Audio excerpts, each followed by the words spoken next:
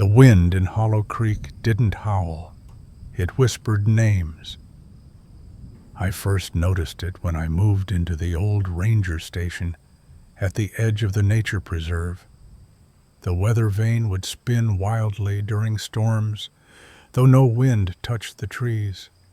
Then came the voices, not in the roar of gale force winds, but in those eerie moments between gusts when the air went still and heavy with anticipation. Miko, my name, drawn out like a beckoning finger, though I lived alone for 20 miles in every direction. The previous ranger left behind a journal.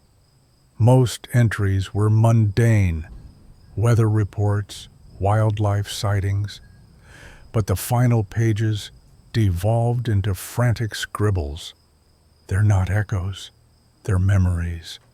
The wind collects them like leaves in a gutter. The last entry was dated October 31st, written in something dark and sticky that flaked off when I touched it. I can hear my mother calling. She's been dead 17 years. It started with familiar voices, my college roommate, my first girlfriend, people I hadn't thought about in years. They'd whisper snippets of forgotten conversations, inside jokes, arguments, things no recording could have captured. Then came the voices I didn't recognize. "Help me find my teeth," a child sobbed one night as the windows rattled. "The well is too deep," groaned a man whose accent sounded straight out of the 1800s. I stopped sleeping with the windows open. The local historian showed me the unmarked section of cemetery behind the Baptist church. "Storm victims," she said, kicking at a sunken grave. "Hollow Creek used to flood bad back in the day. Whole families got swept away in 23, 47, 73. She eyed my ranger station up on the ridge. Funny thing, they always found the bodies upstream. When I asked why, she just pointed to the weather vane. It was spinning again. No wind. The whispers grew bolder. They'd mimic my dead father's voice to lure me onto the porch at night. They replayed my sister's final voicemail, the one she left before her car hit the guardrail, word for word, though I'd deleted it years ago.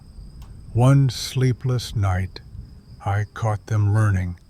"Me, Chell," a new voice experimented, stretching my name like a child sounding out letters. "Mr. Ranger?" The next night, it had perfected its mimicry. "Come outside, Mikey," my mother called from the empty yard. She never called me Mikey. The storm of the century hit on Halloween. Winds hit 90 miles per hour, tearing shingles from the roof. But the real horror came in the lulls, those breathless pauses between gusts when the whispers became a chorus. Every voice I'd ever heard, every voice I'd forgotten, all screaming the same phrase, "We miss you, we miss you, we miss you." Then the windows blew in, not from the wind, from the pressure of countless mouths pressing against the glass from outside. They found the ranger station empty at dawn.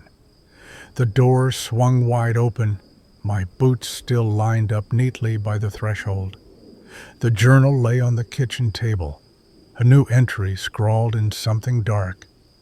They weren't calling me home. They were welcoming me back. Down in Hollow Creek, the floodwaters rose unnaturally fast, climbing the banks against all current and logic. Fishermen reported seeing shapes in the torrent, not debris, but figures, their mouths moving in perfect unison with the howling wind. The new ranger arrives next week. I wonder if they'll like the weather vane I left them, the one that spins both ways.